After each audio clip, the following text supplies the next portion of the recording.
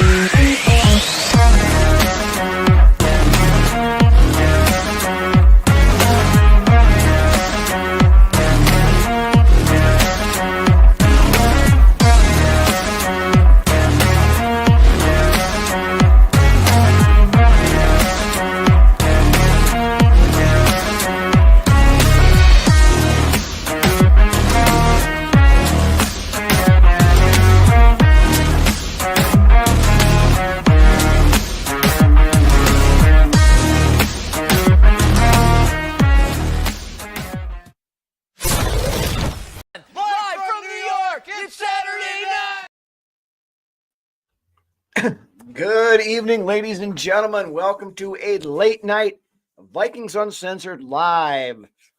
A lot of people showing up in the chat already. Good evening, everybody. Bob, Norsefius, the Norsefius special episode tonight, as always. Oh, yeah. Late night on a Saturday. You know how much you love these late night episodes, Norse. Doc is in the house. Ant is in the house. Drewster's in the house. Good evening, everybody. We have gotten down to the nitty gritty here. The Week 15 Minnesota Vikings Monday Night Football, breaking out the Winter Warrior uniforms this weekend, the all-white, the first time in the history of the franchise. Love the white helmets.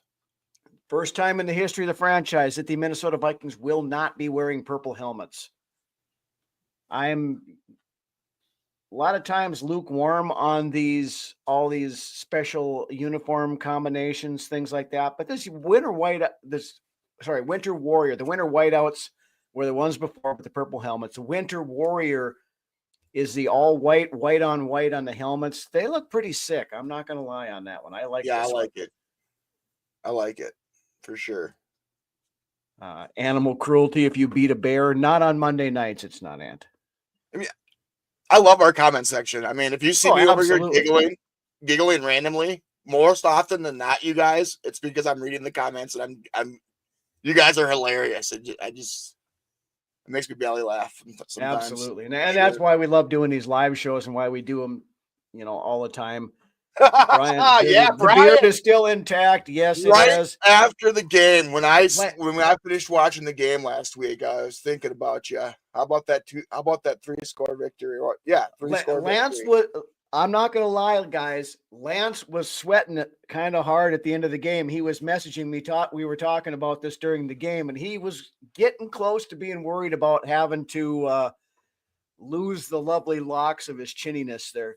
I like that, though, throwing in a little bit of that into our show, But, I mean, not that I'm going to do it every week and go for the beard, but something different, Yeah.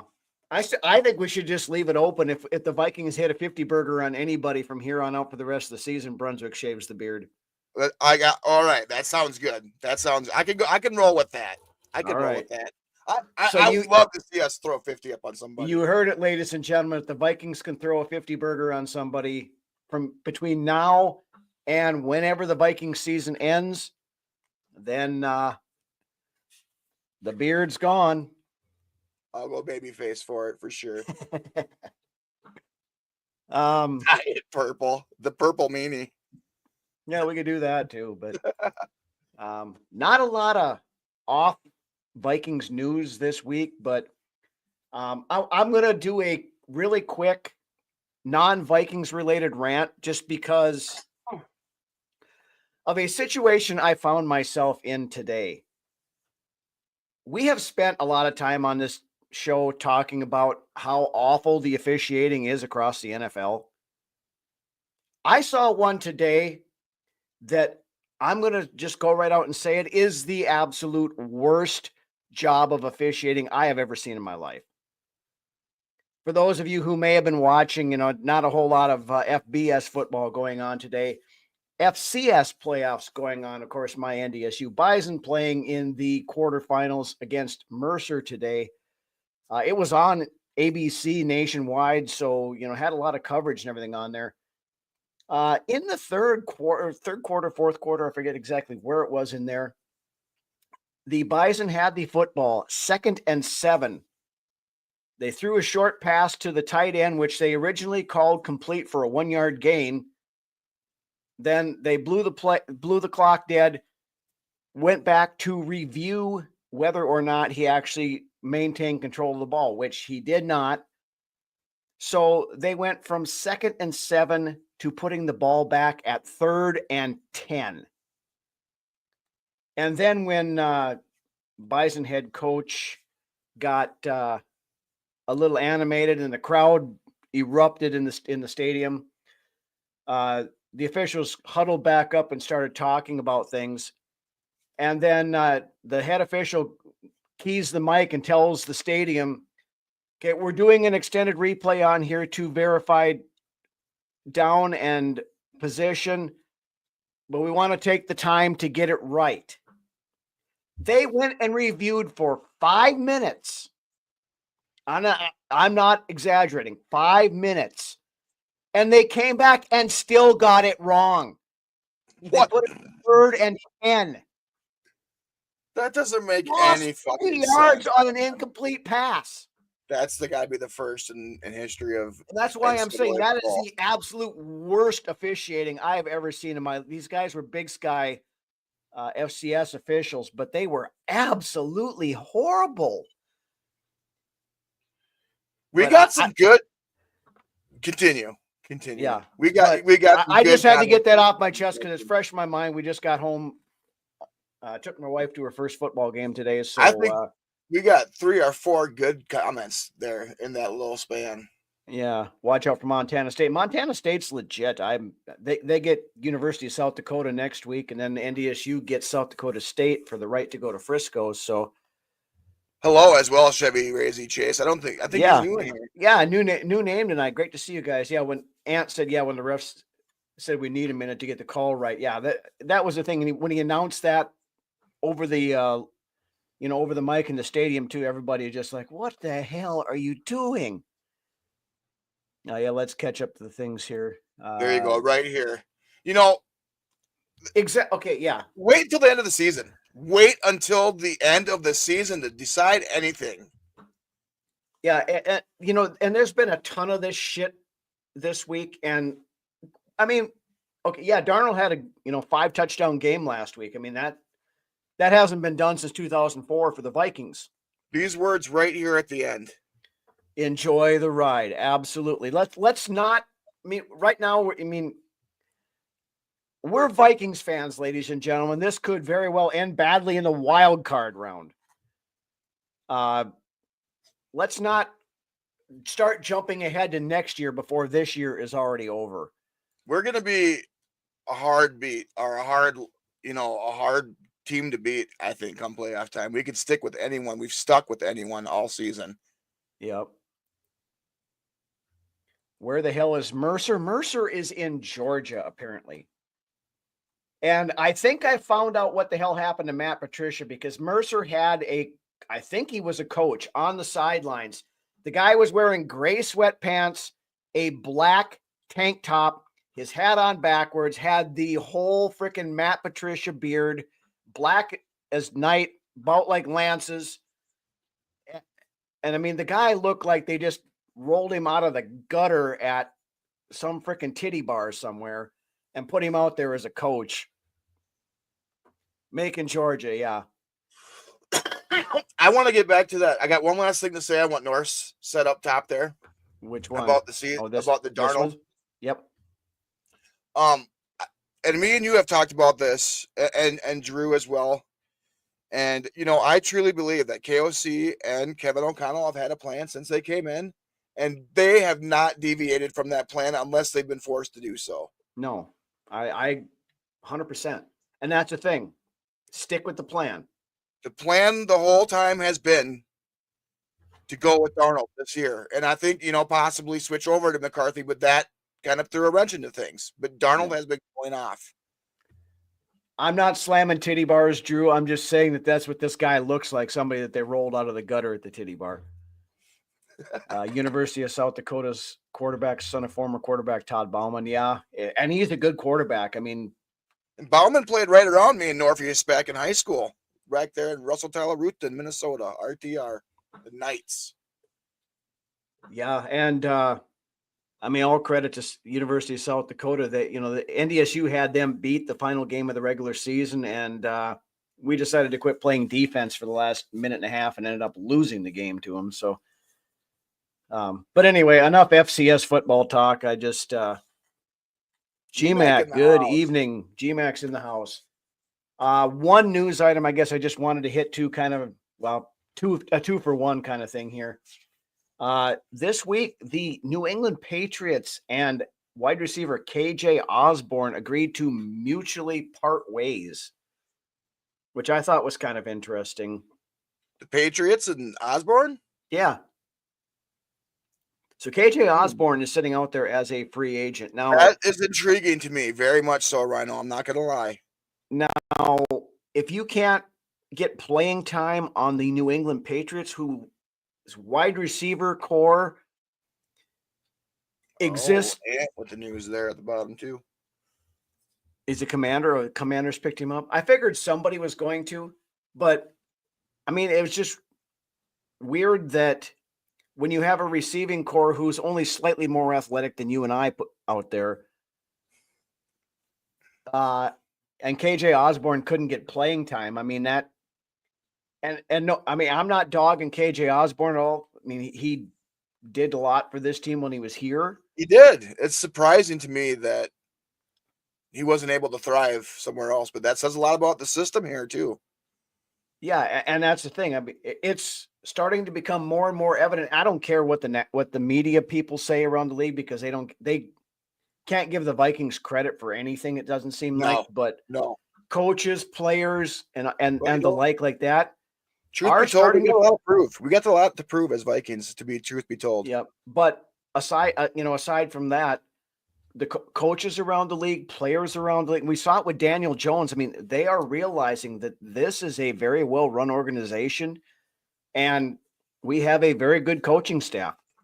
I mean, case in point, Daniel Jones gave up the opportunity to go be the immediate starter for the Las Vegas Raiders to come here and be on our practice squad. And this is going back for a while now. I mean, what was it? A couple of years back, they did like the best facilities too. And the Vikings have been the best, or top 2 to 3 at the worst, for ownership, facilities, all that stuff, as voted by players around the league. So, and as we've said before, I mean, I believe, and truly I believe this, that the future is bright for this organization. Yeah, I mean, it's on the upswing. It absolutely is. And that's where Norris's great point here. Offense is just beginning. I mean, we saw, talked about that a couple of weeks ago, but then we had that Arizona game. Yep.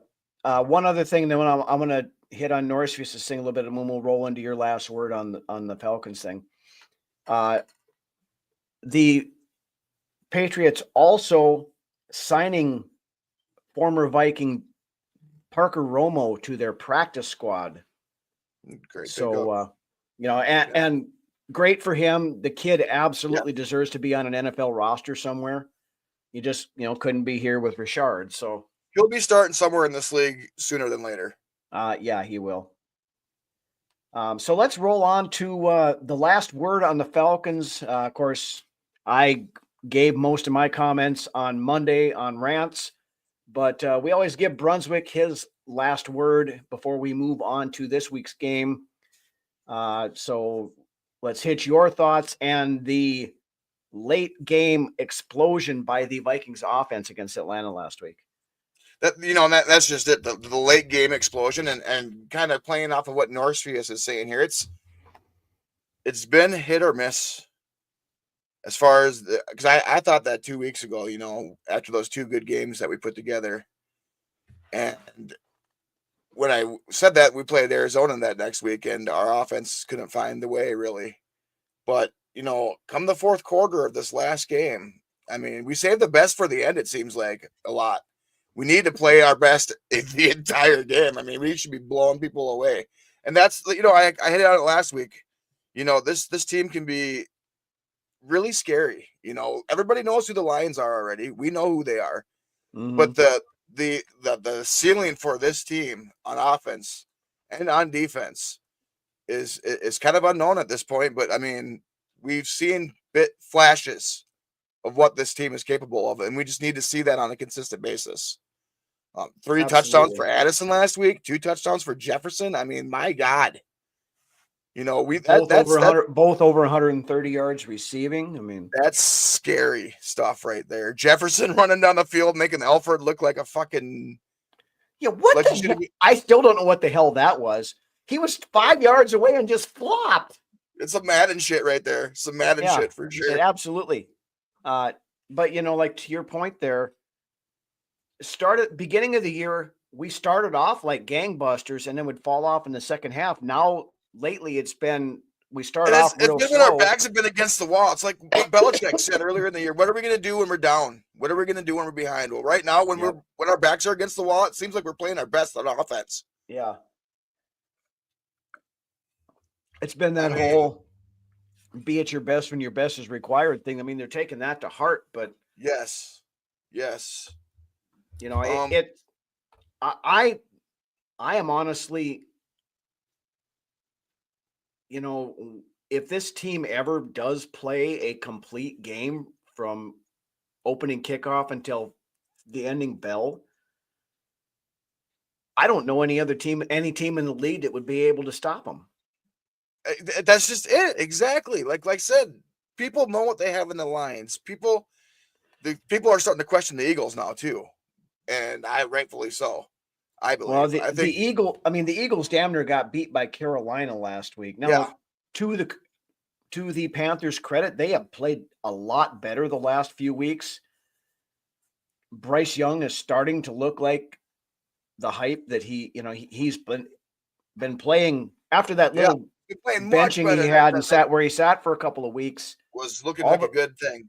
Yeah. And maybe that's all. Sometimes that's all they need is just that break. I'm going to tell you this though, and I told you last week, and I'm certain that you talked about it on Rants. This offensive line scares me. Yeah. The offensive line is the Achilles heel of this team right now. Yeah. If we cannot figure out something on the offensive line, I do like how we adjusted it. We are making adjustments, and getting Darnold outside of the pocket is probably the best thing that we can do, on certain plays. Right. And that's because what they did. Interior pass rush is just killing us. It's killing us. We gave up 4 fucking sacks to the worst pass rushing team in the league last week against the Falcons.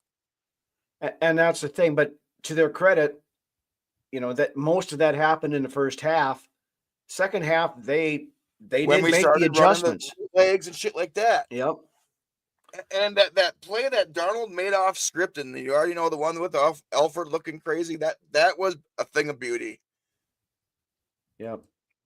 Drew, yes, she did. For about the first half or so, she wasn't quite sure, and she's still learning football. Obviously, she doesn't, she's not hadn't even watched a football game until this year, but by second half and stuff, she was kind of getting going. She was getting into the cheering a little bit. She was after a good play, I was sitting there staring at something and when they hit like a 20-yard pass and the guy comes down with it, I hear a woohoo over in the side over here. So she was starting to get into it. So I think I get her going a little bit more. I want to get her to a Vikings game because, today it was attendance at these FCS playoff games this year has been terrible. And not just for the Bison, but for everybody. There was only 10,000 people at the Bison game today. And I think there was only like 8,000 at South Dakota State. But I want to get her to a Vikings game. It's probably not going to happen this year, obviously, because tickets are going out of way higher than what I want to spend right now. But Brian with a great comment up top there. This one? We absolutely cannot. And this is one of my keys that we're going to be talking about here later on, but this is one of them. we cannot overlook the Bears this game. No, absolutely. You cannot. They're coming off of 7 losses. They are a desperate team searching for a win right now. Mm-hmm. You know, that defense, since Eberflus has left, has kind of regressed over there in Chicago, but the personnel is still there. Granted, it's been one game, but yeah, we'll talk about that here in a minute. But we cannot overlook this Bears team coming up on Monday night. No, absolutely not. Shane, another new name tonight. Good evening. Or Shanna, sorry. My apologies. I read the name wrong. Tickets are way cheap. Stop balking. Yeah, Tammy, you've got season tickets, so if I could get her to a game yet this year, I absolutely would go. But the only two options are Monday night, and I have to work on Tuesday. And the Packers game, which the last time I checked prices for the Packers game on Ticketmaster, they were like $200 and some bucks. So I can't afford that right now. So anyway, I appreciate the reassurance there, Drew. Absolutely. I mean, I hope we go out and just fucking blow them out of the water, but we cannot. We have to continue to build off of that fourth quarter from last week is what we need to do. Right. And Drew's comment here is perfect transition into the Bears preview, because that was one of my things. The first things I wanted to bring up last week, the Chicago Bears against San Francisco 49ers quit. I talked about this, and the Freeze and Four podcast that I guest on regularly on Wednesday nights, NFC North Roundtable. The guy that runs it, Andy, he's a Bears fan. And I asked him straight out on the show, I said, did the Bears quit against San Francisco? Because it sure looked like it. You know, a lot of times you see that when they fire a coach mid-season to bring an interim, you get that interim bump where they win the next game or look good for it. They completely fell apart against San Francisco. I mean, I hope that interim bump doesn't come this week. In the first half against San Francisco had 302 total yards. Chicago had 2. That's 6 feet. I had more than that getting up and walking from my couch to get a beer. Yeah, I would like to throw some beat downs together. Like, you know how we 41-21 last week. I would like to get another beat down under our belts, you know, and it'd be great, you know, going into the end of the year. G-Mac.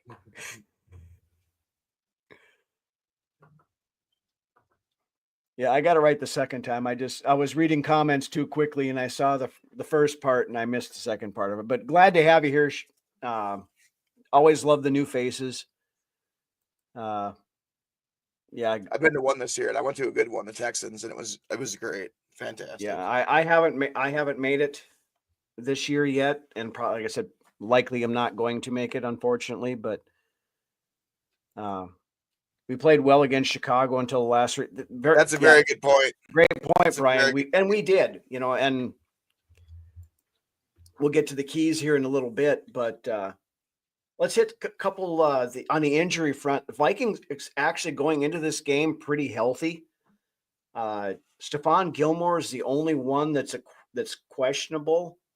He did not practice Monday through Friday. I don't look for Gilly to go this weekend. No, he was. They said he was limited in the walkthrough they did today, the simulated walkthrough they did today. But don't force. I would be surprised if he plays. I would be extremely surprised. Don't force it though. You know what I mean? I mean, we're gonna need him down the stretch. Yep. But on the Bears side, too, I forget who it was here that said don't fight with the wounded bears. I saw in the chat there a little bit ago. Sweet said it. Yeah. The Bears offensive lineman Ryan Bates is out. Now he's a backup, but Bears offensive line, you know, they're all backups, but yeah, it's been a tragedy over there. Since I called it weeks back. I called that shit. But the key ones, it is defensive tackle Javon Dexter, who had a pretty good game against us last time. He's out. Running back Roshan Johnson is out. Devontae Swift is limited. It was limited all week. He's questionable. He's not officially out yet, but plus their third string running back Travis Homer was limited all week, so he's questionable to go, along with defensive back Josh Blackwell. Now, they did sign Royce Freeman to the practice squad this week, so he will likely be active and seeing some time. But their running game is hurting, so basically the only healthy running back they have is Caleb Williams. Where are we at here?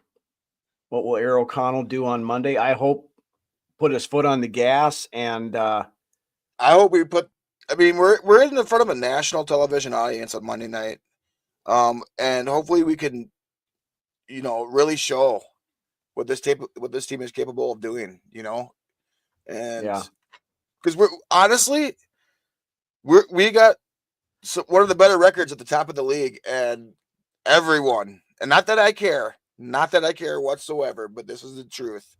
Everyone is sleeping on the Minnesota Vikings right now. Mm-hmm. And even and this is bulletin board material coming up. They asked Amon-Ra St. Brown this week. Yep. Who he would rather face in the playoffs, Minnesota or Green Bay, and he said Minnesota. Well, you're going to get your wish at some point in time, I think. So, be happy if our defense could play. Shutout would be awesome. That was another thing on the Falcons game with me. That defense was really hit or miss throughout the until the fourth quarter. They gave up a ton of yards, but but the biggest problem was, again, and this is becoming a recurring problem the last few weeks. We weren't getting home on the sacks. Right. And that was another thing I was. And when we can't get home with that pressure, it exposes the back end, and that's when they start throwing down the field on. Now, when you get into the short, into the red zone and stuff, then they tighten up, they close the field up so you don't have those holes in the zone. Then we're able to kind of shut things down, but we got to get home with pressure. Murph looked good last week, I thought, in his first game. Yep. Jamlin Davis, what is that? Is it? No, what is it? Yeah. The guy Davis. that just came in Jamin Davis, yeah. Had a hell of a sack last week as well. Yep. Yeah, and Jalen Redmond the last couple of weeks. That guy. Jalen fucking Redmond. Yes. That may be one of the sneaky better picks that Kwesi. If you don't know the Jalen Redmond story, go check it out. Yeah, the guy. He's a beast coming out of high school. Just had a lot of shit going on with stuff like that. He didn't play high school till he was like a junior, I think. 5-star recruit coming out, went to Oklahoma. Like I said, had some health issues with the blood clots. Teams kind of shied away. I think the best thing that happened to him was going to the XFL and getting that extended play time. Mm-hmm. And I think right now we're starting to see him develop very nicely under Brian Flores. And dare I say, he could be an impact player for this defense for years to come. Yeah, I mean he's an animal. He started over Jerry Tillery this last week, so that tells you something right there. He's an animal, and he just violent. Shannon works at a sports bar. Knock talked about ever keep going. Yeah, and I'm fine. I'm perfectly fine with the Vikings flying under the radar because it seems like about the time that the national same old Vikings. Everyone's assuming same old Vikings. But when the national media starts loving on the Vikings, that's usually when shit falls apart. So I'm perfectly fine with them flying under the radar and nobody respecting them because that's just fuel to the fire, in my opinion. But yeah, I'm very curious to see what Chicago Bears team shows up this week. It could be, is it going to be the same team that basically quit again? I mean, I know I ripped on him a lot, but to his credit, Caleb Williams was one of maybe 3 players that was playing last week like he didn't quit. Now, Norsefius with a great comment. Redmond there. Yeah. Yeah, I mean the guy is a beast. He's just he just hasn't been in the right situation. But yeah, to your point earlier, that UFL stint for him this past year, probably the best thing that could have happened to him. And all the potential in the world is there with this kid. Yep. Bills play the Lions. Yeah, we'll talk about that when we get into our prediction segment a little bit. But Dallas Turner will contribute more soon. I'm still maintaining, and those of you who watched on Monday know this. We talked about it. Dallas Turner had very possibly the most under the radar play of that game against the Falcons. That first drive and plus Kirk Cousins was sharp. He was on his stuff. They moved down the field, but when Dallas Turner came in on that blitz and flattened Kirk Cousins, yeah, we had mentioned this to each other too. Everything changed after that. Yep. Dallas Turner is going to produce. It's just the depth at that position right now is so good. And I believe it's just Flores taking his time. Turner will produce. It will come. Well, and the way it's been, you got Grenard and Van Ginkel in there. You're not going to pull playing time away from either one of them. No. And Jones is having his best year as a pro. Yeah, I mean, Jones has been playing, and that's the main reason why Turner got playing time last week is because Jones is banged up.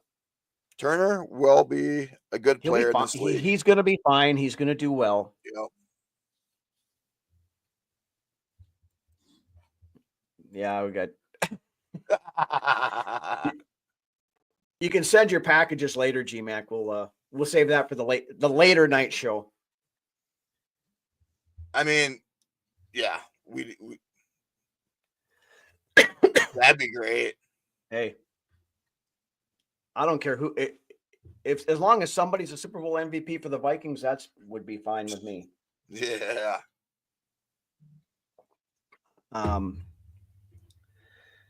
But yeah, now we're talking. Drew brought this up a little while ago about Eberflus being out, and you talked about a little bit.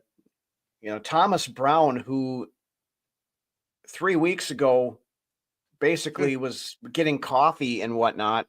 Then all of a sudden, when they get rid of Waldron, he becomes the offensive coordinator. And then when they get rid of Eberflus, he becomes the interim head coach. That first couple of weeks, in the first game that he, was against, or, one of the first games was against us, they did, the first couple of games they were actually getting a little bit more out of Caleb Williams than what they had been in the past. Now, G-Mac, last week, what's that? GMAC, if we could figure it out, I think we can. It's absolutely not off the table. I think they can. They can play with anybody. Guys that believe this team can make the playoffs in the offseason with Sam Darnold. Yeah, I mean, we said that from the get-go that this team was at least a wild card team with Sam Darnold. And with Sam Darnold playing at his potential. Yeah. And if this offense continues to play like it has in spurts, but continues to do that consistently, the Super Bowl is not off the table for this team. No, it absolutely is not. I mean, there is nobody in this league we can't play with head to head. That's just it. We can play anybody in this league. Yep. And we're the most dangerous team when it comes to one-score games. It's a fact. Might start rooting for Atlanta now because they're a better matchup than the first round in Tampa Bay. You might not be wrong there, Brian. I think Atlanta's going to I don't even know that they're going to make the playoffs anymore. No, there's only going to be one team coming out of the South. Pretty sure of it, unless the West just beats the crap out of each other for the rest of the year and they all kind of weed themselves out. But we can beat Tampa Bay. I mean, they play well. Baker Mayfield has played well. But they're kind of beat up over there too, though. What's that? They're kind of beat up over there, Dan. Yeah, they've been beat up all year, and that's why they're not any better than they are. But I think no, Atlanta's. It's almost a dumpster fire over there right now, and they're not going to make the playoffs. I don't believe. No, I mean, and the calls are getting more. I read an article this morning that there are talks from unnamed players within the organization that are that are behind the scenes calling for Penix to get a start here. Fans are screaming it. Fans are screaming over and over there. I mean, they're out there saying that the best quarterback on the roster sitting on the bench right now. Northfield's coming in with a great comment again. But yes, we always know that the backup quarterback is the most popular player on the team 90% of the time, but Addison might be the best tracker in football. We got the best duo in football, hands down. Hands down. Yeah, we got 1A and 1B. Anywhere else, Addison would be the number one receiver. On most teams, yeah. I mean, you got some other good duos. You got Puka Nacua and Cooper Kupp. You've got Jamar Chase and who's T. there? Higgins. T. Higgins over there. But only thing helping Atlanta is its easy remaining schedule. Yeah, but when you're playing like they are, easy on paper. And touchdown pass in 4 weeks? He's got 0 touchdowns and 9 interceptions during their losing streak. Kirk hasn't thrown a touchdown in like a month. Yeah. But again, we're not worried about the Falcons. They can go do whatever they want because you know what. And I know it's easy to be talking about this, who we want to see and who we want to do this and this. This Vikings team this year, I don't care who we see. I think it very well could be, and this is crazy, an NFC North, NFC Championship game. Yeah, it kind of depends. 3 teams most likely coming out of the North in the playoffs. Yeah. As it sits right now, yeah, you do. You've got Detroit, Minnesota, Green Bay, all 3 of them very likely to make the playoffs. The other wild card is probably going to go to the West. Right, it's going to end up being either. My guess is it's going to be either. Well, it's at one of 3 because the Rams are coming on. I mean, the Niners are pretty much. The Rams are making the playoffs. As much as I said that Atlanta's not, I believe the Rams they're starting to turn it up. Yeah, I mean, San Francisco's pretty much dead. Right now, I think the odds are they have like about a 1-2% chance of making the playoffs. Hey, yeah. The Rams scare me a little bit. The Rams are turning it on just like they did that a couple of years back. Yeah. Right? Towards the end of the year.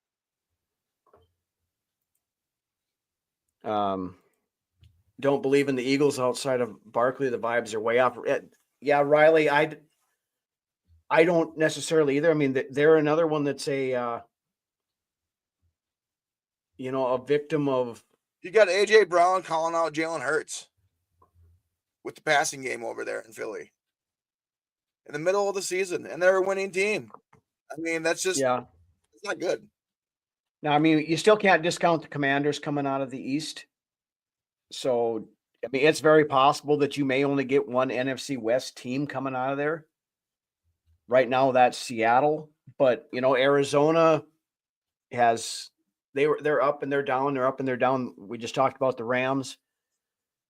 Can't wait for us to play the Eagles. Problem is, right now we got to go to Philly, and I hate playing in Philly. Just because the fans are assholes. But Philly has it coming from us. They do. It's about to have our time against them. It really is. Going back to Donovan McNabb back in the day, I hated that. I hated that shit. Yeah. My liver might not survive a postseason run. Speaking of liver, prayers to Randy Moss. Yeah. That was one of the other. There was the whole hubbub earlier in the week that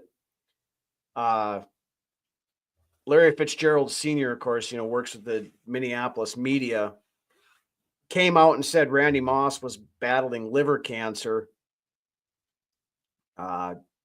before Randy ever was, gave up any information on, or his family gave up. And Randy's son, Thaddeus, he was tight end in the league for a little bit, came out and ripped him pretty hard about that. But then it was, I think yesterday, day before, whatever it was, that Moss actually went in and had surgery for cancer.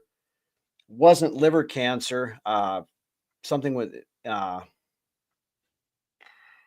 think of what it was, but it's one of those where he's still got a hard road ahead of him here, but you know, thoughts, well wishes go out to Randy Moss and his family, and you got this, brother. Go out and beat it. So Yeah. Great comment by Drew. Exactly. That's what we've been saying.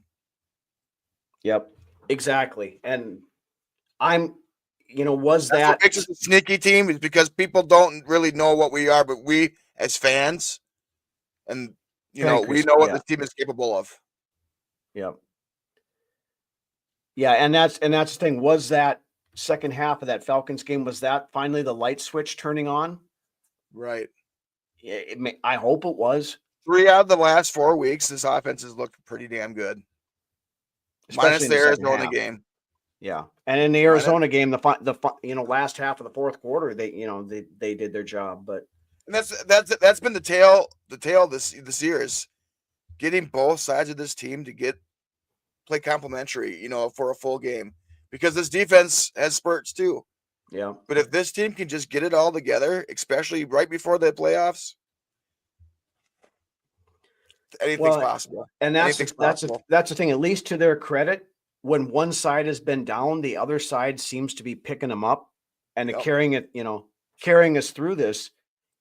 But like you said, if they can get together on the same page and both play at the top of their game at the same time, nobody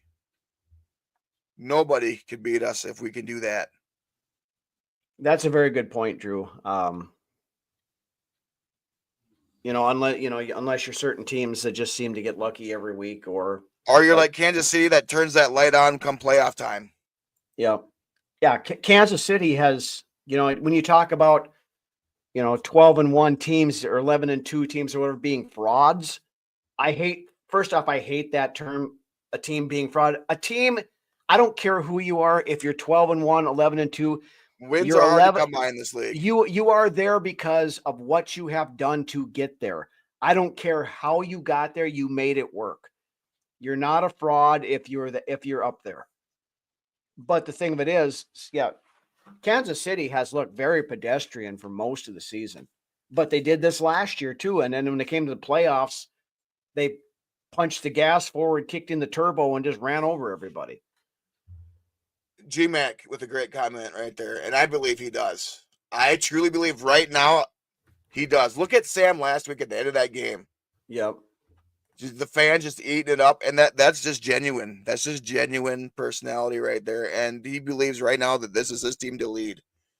Yeah. And he is playing out his mind right now. And Sam normally is kind of a stoic guy. He doesn't get overly excited about a lot of stuff, but that was nice to see last week when he goes out there whipping that towel around at the end of the game and stuff.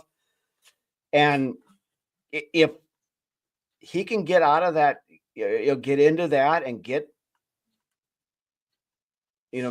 just brings the confidence up that much more. And if he can get into that, I mean, this guy's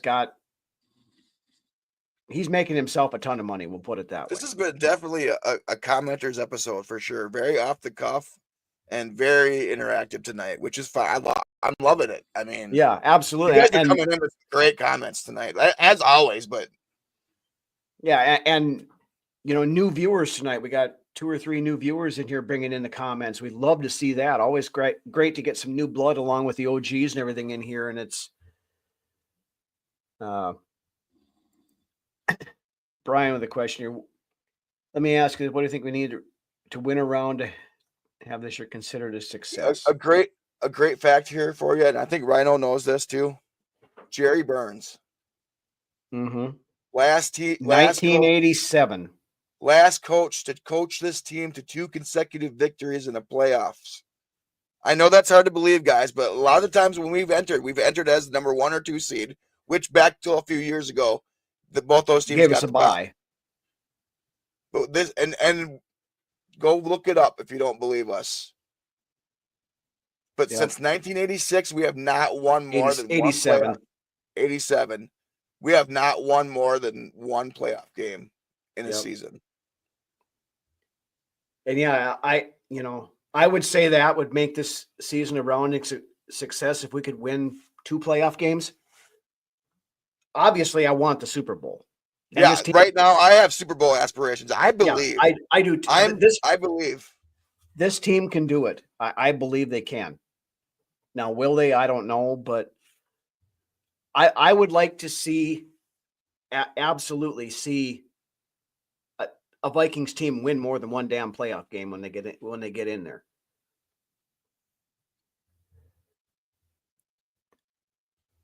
Sam likes to deep field hunt. Now, to his point there, fighting the open guy. Yeah.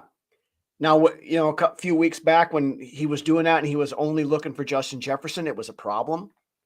Now they're rolling him out though, and that helps. Yeah, but look at last week. He wasn't just looking for Jefferson; he was looking for Addison too. And I mean, he had Addison. Jefferson and Addison had 40. One had 49, one had 52 yards and the touchdowns. Came out in the second half firing it to Hawkinson too. That's just it right there, Right. It's and coming together. He's figuring it out. Darnold's figuring this out. And he's becoming the Darnold that everybody thought he was coming out in the draft. Yeah. The guy that was worthy of the 3rd overall pick. Great comment right there, Drew. Great comment. Whether it ends holding the Lombardi trophy at the end of the year or whether it ends like every other Viking season has ended in disappointment, we're playing with house money here, guys, because nobody other than people like us, in the Viking social content creation circle, and some of the other people, but national media, nobody expected anything out of this team this year. I mean, most people were saying the cap or the ceiling was at 6 wins. We've already doubled that. Brian, with the comment there about the road games, we have a damn good road team. Yeah.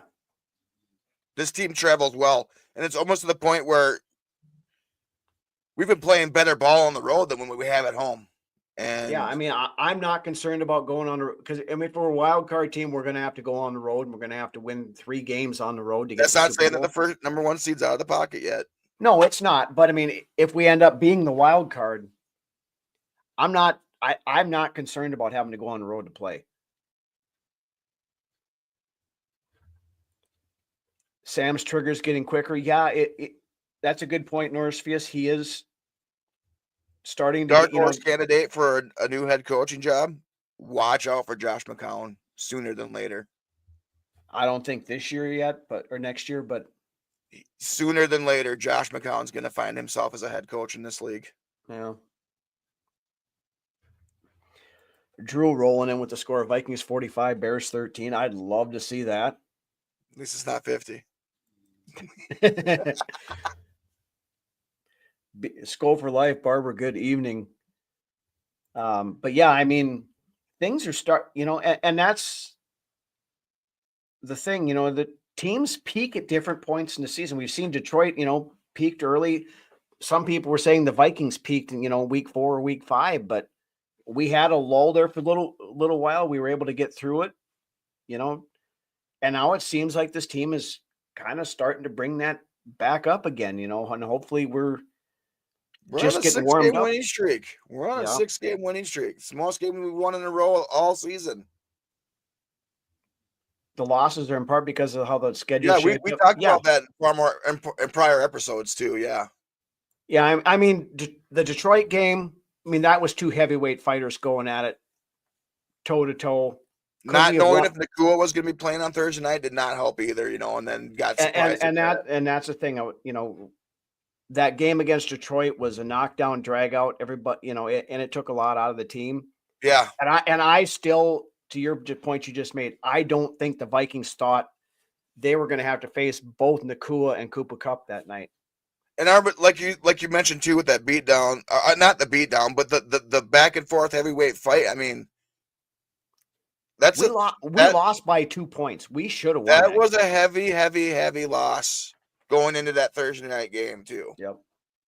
I mean, still sitting at 11-2 right now. Let's keep pushing forward. Yep. So should we just switch right into the picks? No, we got to talk about the keys to the game. Keys? All right. So we're going to roll into the keys to the game.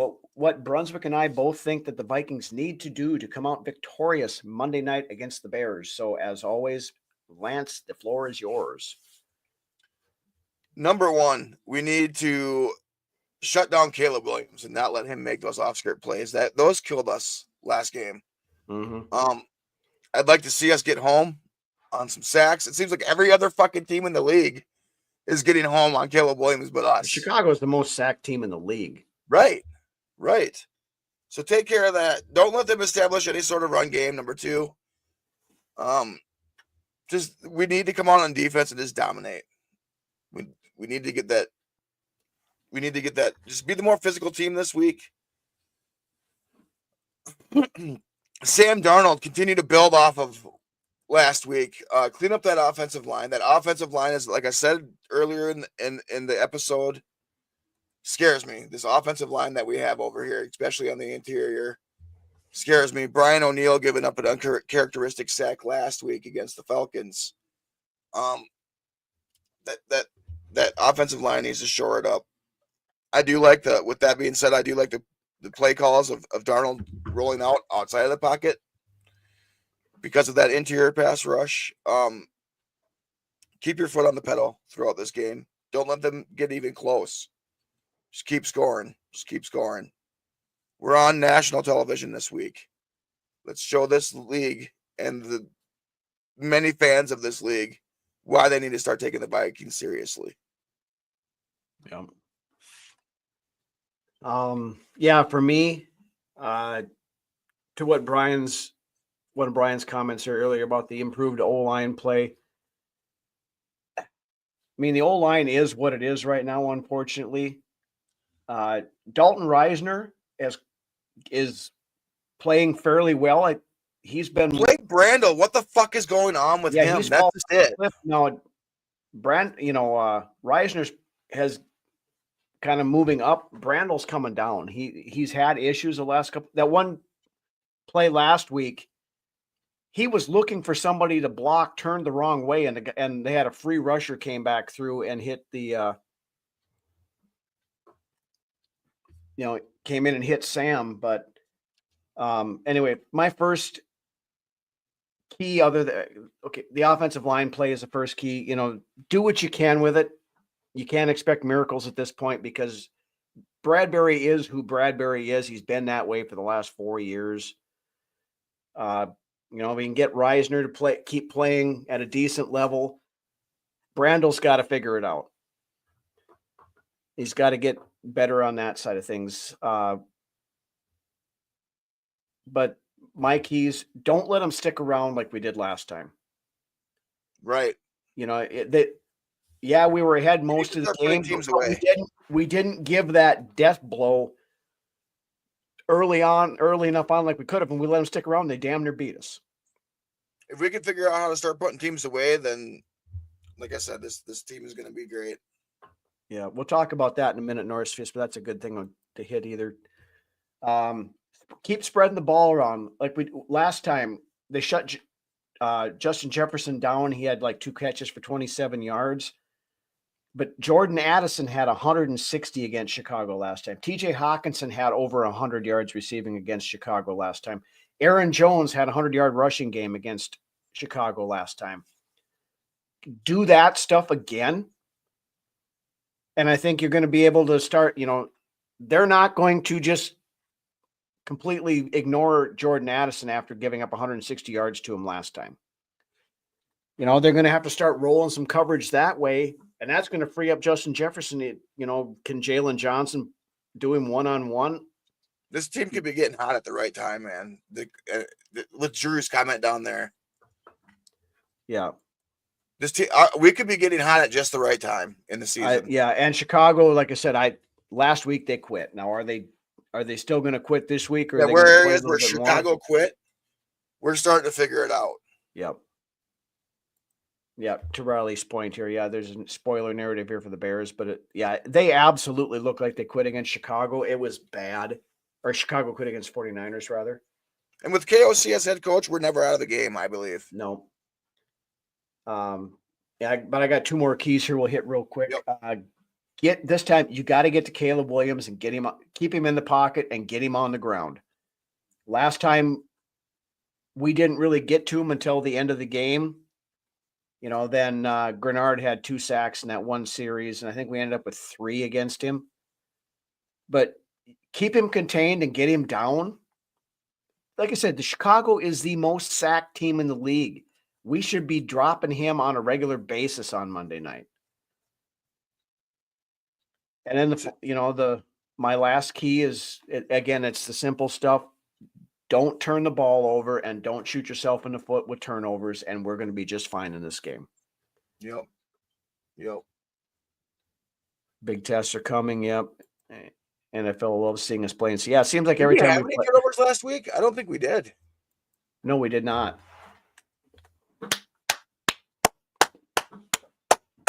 We created 2, but we didn't have any of our own, thankfully. So Murphy again with another pick. Beautiful interception this week. Yeah, that was beautiful. Should have came out of the end zone though, I think. Yeah, that one was. I forgot about the momentum rule that they gave, so they're not penalizing defenders for that. But right. I'm kind of curious. But we got them next week, so yep. And to this point, I'm probably going to jinx them by saying this, but the Vikings are the only team in the NFL to have at least 1 turnover in every game this year. Cause at least 1 turnover in every game. And I'm interested to see what the next celebration dance is going to be. Actually, you had Bynum and Metellus last week doing the white chicks dance. That was pretty good. It was great. Bynum said on Twitter this week or whatever that they're working on. That was an interception. I don't give a fuck what you say. That was an interception. 2 hands by the defensive back and only 1 hand by the receiver is not simultaneous possession. Yeah.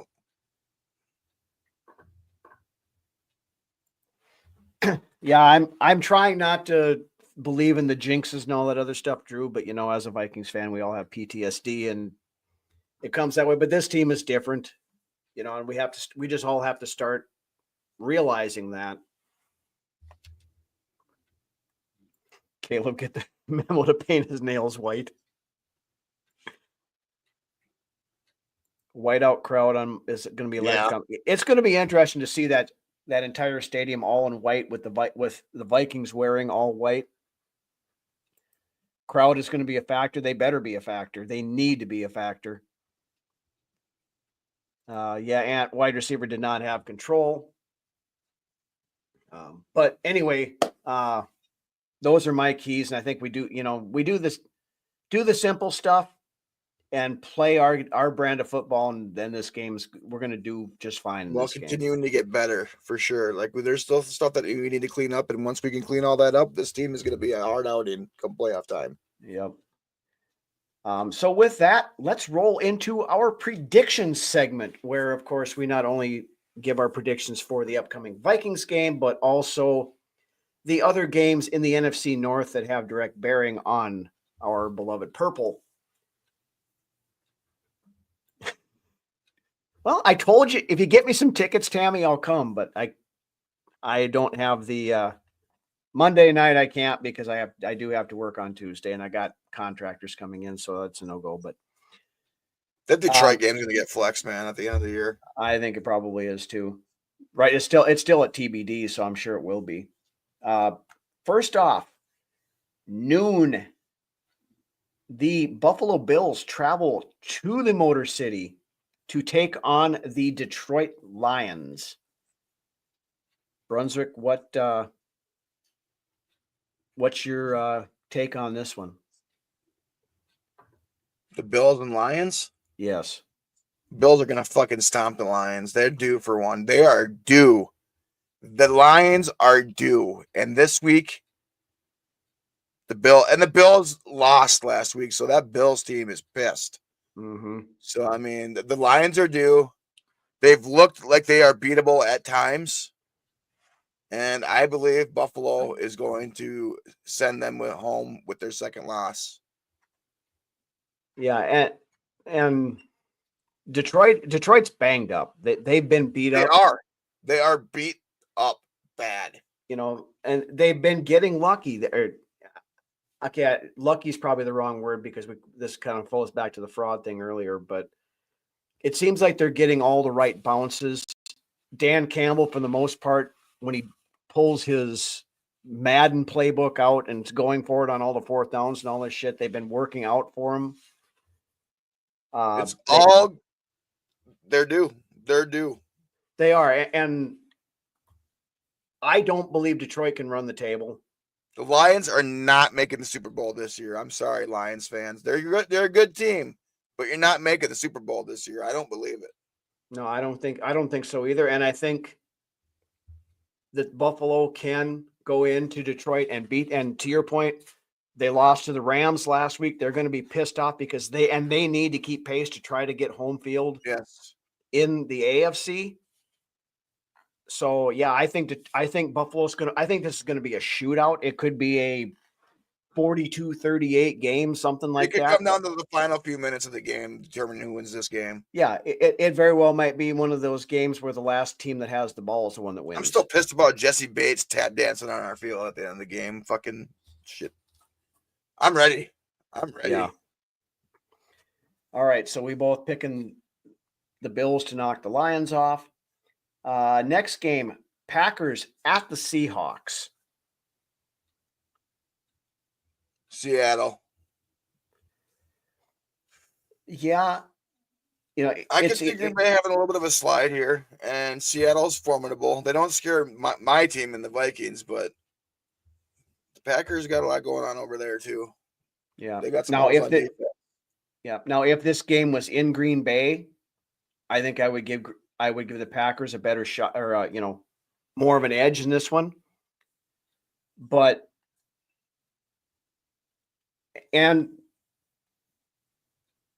Seattle is kind of a question mark, wrapped in an enigma, wrapped in a. They are, but I ain't picking the Packers. No, I'm not going to either. I think Seattle will win this, being it's in Seattle. Yeah, but Seattle has a lot of question marks around them. They're a playoff team, but they're a playoff team right now. They're still not guaranteed playoffs, even. But right. Yeah, they're playing as like a playoff team right now, but it's a lot about Seattle that it's unknown to me. And Geno, I think everybody knows at this point, Geno Smith, who he is, as far as where he's at and how far he can go. Yeah, and Barber, I like your thought process here. You and I are on the same wavelength of this one. Yes, yeah, all three of us. Yeah, Seattle's been a better road team this year than a home team. In that context, though, if we continue to play like we did against the Falcons in the second half, we could blow any team out of the water moving forward. And I believe. Yeah. So I'm going to take Seattle here too. I think this will be another close game, but I think Green Bay has gotten fortunate, we'll say, in the last couple, late in the games against the last few teams, didn't quite get it against Detroit. If Seattle can shut down Josh Jacobs, they're going to win the game. Yep. All right. So then we look at the most important game of the week, the Minnesota Vikings playing the Chicago Bears, Monday Night Football, US Bank Stadium, Winter Warrior whiteout game. No matter what else happens the rest of this week, whether Seattle wins or loses, whether Detroit wins or loses, the Minnesota Vikings, if they win Monday night, they punch their ticket to the playoffs. Got to start hot, Rhino. Got to come out of the game and confident that we can win this game and put in the work to do so. Yeah. Got to stay hot. Come out the gate. Like I said, prove to everybody watching at home that the Vikings aren't a team that you want to fuck with. We could be the scariest team in the NFC. We just got to get there. Nobody's talent stands up against our talent that we have right now. No, but to that point, keep fucking disrespecting us. Just keep doing it. Yeah. I like that, right, Brian? 31-17. Yeah, I would take that. I don't know that Chicago's scoring 17 points though. Yeah, that's it. I don't think so either. At 13, maybe. That, and could be way off base. That maybe they come home, did a little soul searching, and they'll come out and play with a little more fire than they did last week. But that team I've mentioned this 3 or 4 times tonight. That team quit against San Francisco. Now, it's a divisional game, and I mean, right? Oh. It has been. Now, we don't want him to bounce back from a great game last week. We want him to have another great game this week. But and he's throwing dimes. I know Dylan asked the question earlier, his best throw from the Falcons games, or the Falcons game. Man, they were all great. I mean, he's been a great passer of the football this season for us. He's had how many 100+ passer rating this year 11 in games? Yeah. I mean, he's playing lights out. And like I said, he's playing like the player that we all thought he was coming out of UFC. Yeah. Yeah. So I want to see the Vikings come out on Monday night and just freaking stomp a mud hole in Chicago. I want them to go out there, just make everybody have to take notice of Minnesota. Yes, there would, Chicago is a absolute 4-alarm dumpster fire right now. But like I said, we let them hang around last time, and we can't do that this time. I want us to go out there, and Chicago is a bad team, a team that is to be considered a Super Bowl threat, does not let a bad team hang around. You go out and you destroy their will to compete early, and then you just cruise to the win after that. Another great comment by Dylan there too. Yeah, absolutely. And he'll get up on a 3rd and long and make the play. Yeah. Especially in recent weeks. Yep. Great point here, Brian. Win the turnover battle. Absolutely. Bob, we're not going to get into that conversation yet. No, I'm almost at the point where I just want to exclude that conversation until the end of the season, to be honest with you. Yeah, I don't want to get into it until the Viking season ends, whenever that may be. Like Drew said earlier, let's just enjoy the damn ride at this point and see where the end of the year takes us. But no, I think the Vikings, and especially if Detroit loses tomorrow, they're going to smell the blood in the water. And that makes that week's 18 matchup even more important, because that's what we need. If Detroit drops one, whoever wins that game at the end of the year, considering that we both end up with the same records like that, if we win, we get the if Detroit drops a game between now and week 18, we control our own destiny to that number 1 seed. Yeah. Well, you still have to worry about Philly in there. I'm not sure how the tiebreakers work with Philly about getting the 1 seed, but we'd at least win the division. It's just kind of funny that you could have a team that could potentially be 15-2 and be a wild card team. And the fact that Detroit has all those injuries, it's going to catch up with them too. Yeah. And like I said, Detroit has, they lost, what was it, week 2? They had their 1 loss. Yeah, against Tampa. Yeah. So, I mean, it is, I don't care who you are, it is extremely hard to win. They would have to win 18 straight to win the Super Bowl. Yeah. They'd have to win 15 straight to run the table the rest of the season. I don't see that happening. I mean, it's not impossible, but yeah, they're going for 12 in a row. But I think Buffalo is the best shot right now to knock the Lions off before they get to us. But Minnesota over Chicago. Yep. Running on an hour and 10 minutes here. Yep. So anyway, we kind of got off on a tangent. Bring her back in and finish her off here for the night. But lots of interaction tonight with you guys. Great comments tonight, guys. You guys always bring it. And Lions Niners could be spicy week 17. The 49ers are already done. They had a guy quit on them in the middle of the game. I'd love to see. I mean, I'm not going to count it out. They could, but I keep hoping the fucking 49ers are going to win against our division teams, and they just haven't. They haven't been able to do that at all this year. But But anyway, great show tonight, guys. Thank you all for the comments, the dialogue, everything in the chat. You guys always bringing it on a late Saturday night. We appreciate it so like so and much. Subscribe. Yeah, make sure you hit that like on the way up. Hit the subscribe button if you're on YouTube.